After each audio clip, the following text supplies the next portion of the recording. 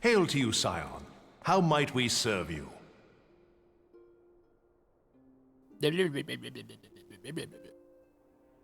Commander Leveilleur bade you serve us?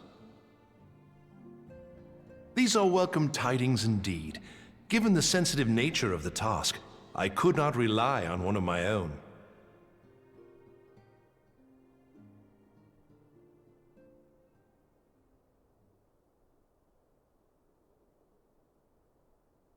That which I'm about to tell you, I tell you in the strictest confidence. That's why I'm telling you in this echoing chamber. Some days ago, we received certain documents from an anonymous source. They notified us of the presence of a Garlean agent within the ranks of one of the Grand Companies. Following some discreet inquiries, we identified a suspect among the Immortal Flames, whom we detained for questioning. Alas, the man was not our agent. He was but one of many men in the agent's employ.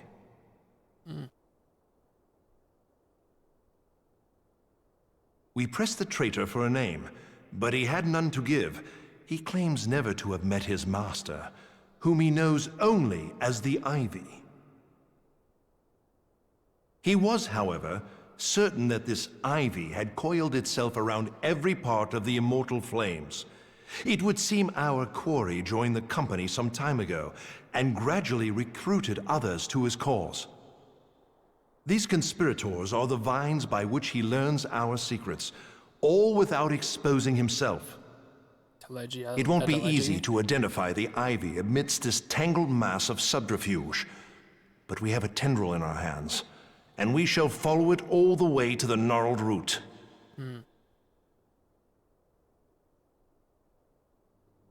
Now, much as I would prefer to proceed with due discretion, circumstances demand that this matter be settled post-haste.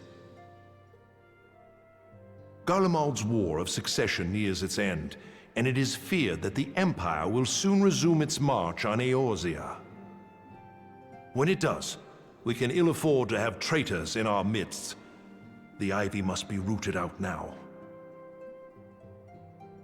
We must begin by apprising General Raubahn of our findings.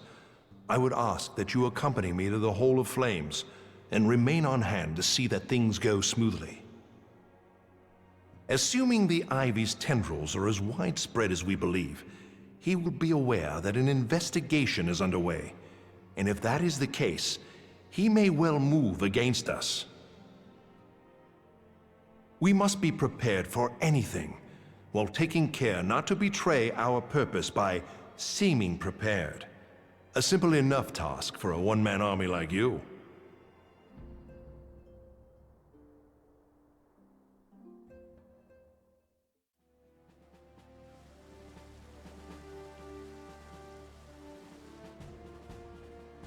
Well, well. What brings you here, my friend?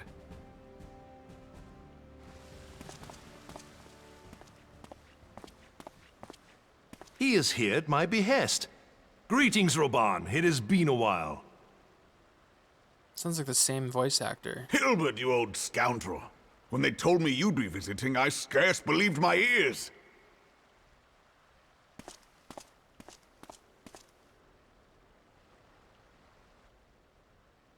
But look at you! The honored captain of the Crystal Bloody Braves. Who'd have imagined, eh?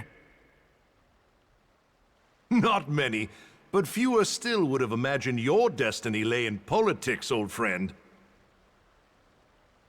Aye. We've both come far, have we not? A lot of sexual tension.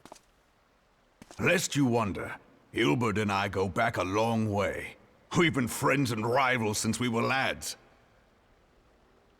The last time we saw each other, Alamigo had just fallen, so you can guess how many summers it's been. And in all that time, not a word from the fool. Ah, well, my dealings tended toward the modest and mundane, unlike some I could mention. As I hear it, no sooner did you reach Thanalan than the brass blades clapped you in irons and dragged you off to die on the blood sands. Being a stubborn sort, you won 1,000 matches and earned yourself a place in the people's hearts while you were about it. Then, with your mountain of prize money, you bought the Colosseum and secured a seat on the Syndicate. Those balls, brother! Rags to riches does not do it justice. You're a hero to the common man.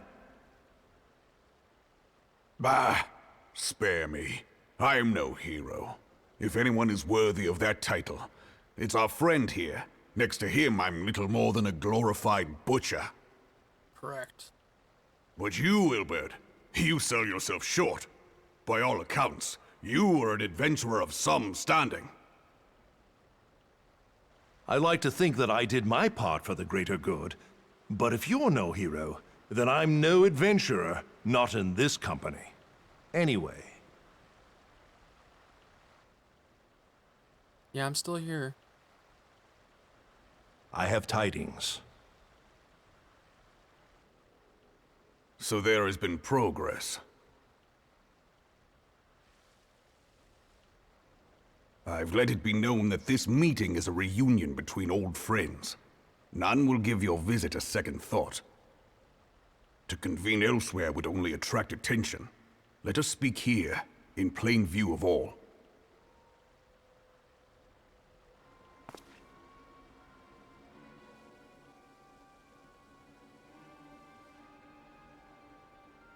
Too expensive to voice act this part. So it is we who have been compromised.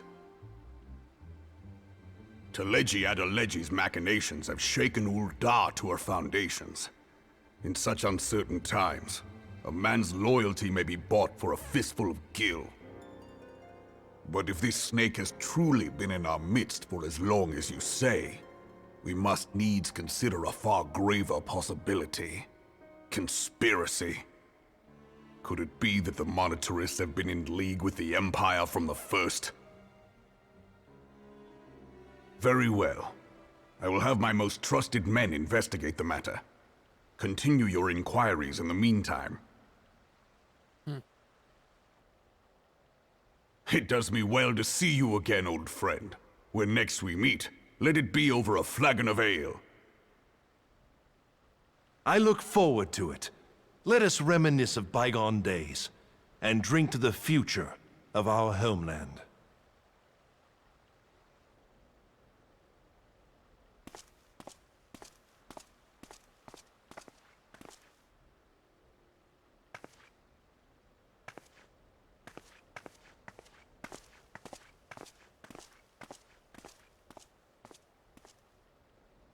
Flame General. You wear the mantle well, old friend. I must work hard if I'm to keep up. Well, it would seem your services were not required after all.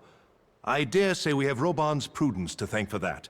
Still, I was glad of your presence. My thanks, Scion.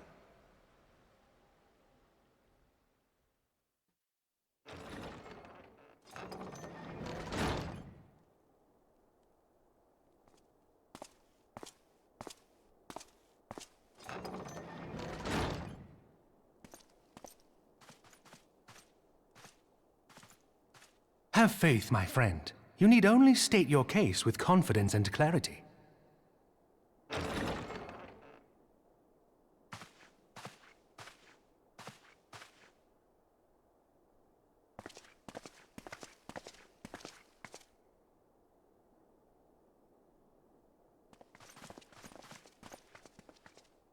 Commander Leveilleur, it is both an honor and a pleasure to meet you. I am Emmerich, Lord Commander of the Temple Knights. The Templars? Alphino Leveilleur, at your service. Your reputation precedes you, Sir Emmerich. I think we will find that we have much in common.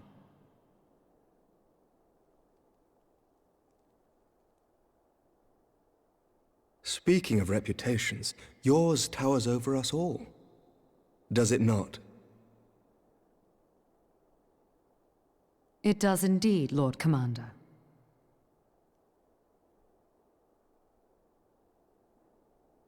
I am not too proud to admit that I have followed your activities with an interest bordering on fascination. Full glad was I to learn that you would be joining us. Now then, shall we begin?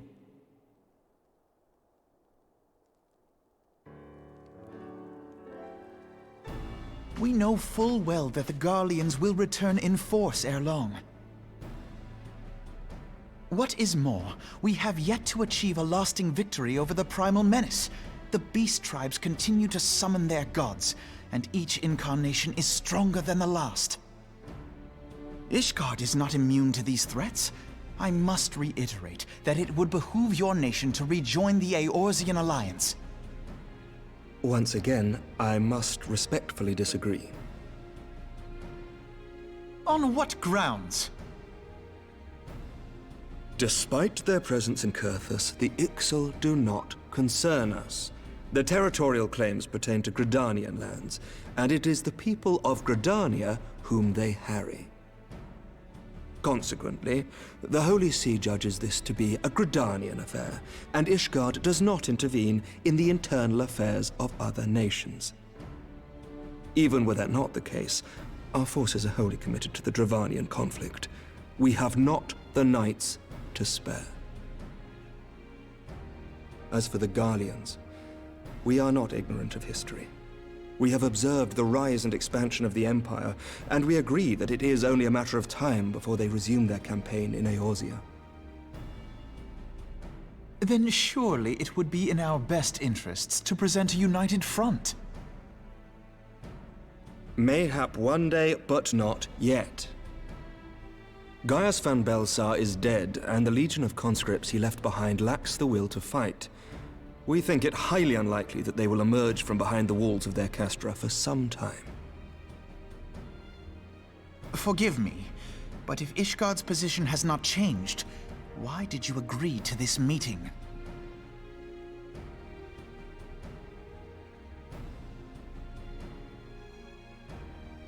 It was not only as a representative of Ishgard that I came here. Pardon? It is not within my power to change Ishgardian policy, regardless of my personal feelings. There is, however, one area in which I may exert a measure of influence. Concerns have been raised over the supplies House Fortin has offered to Revenant's Toll.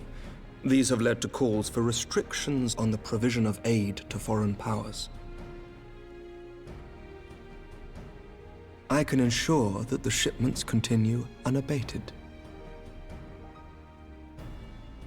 Sir Emmerich, we would be in your debt. No, you would not, for I require something in exchange.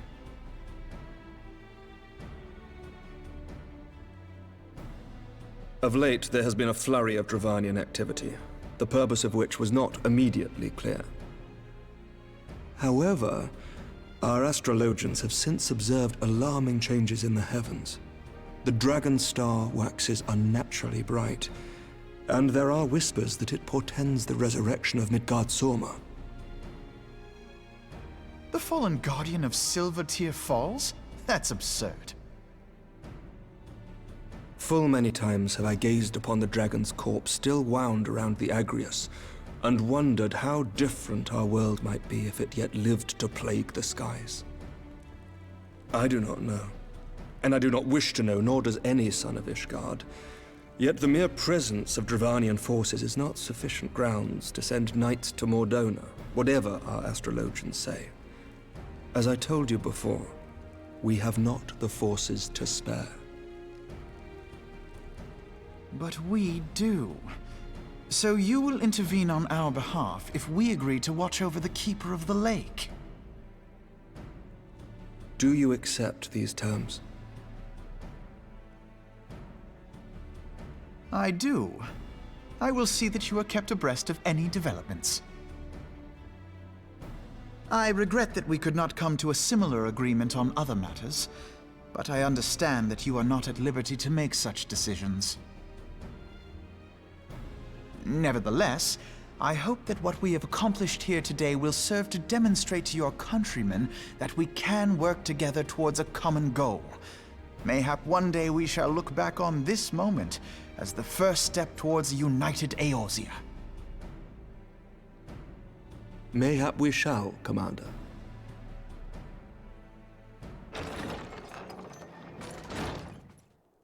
What is the meaning of this? The caravan, my lord. It's been attacked. It was Iceheart, my lord. What? By the Fury! All our precautions were for naught?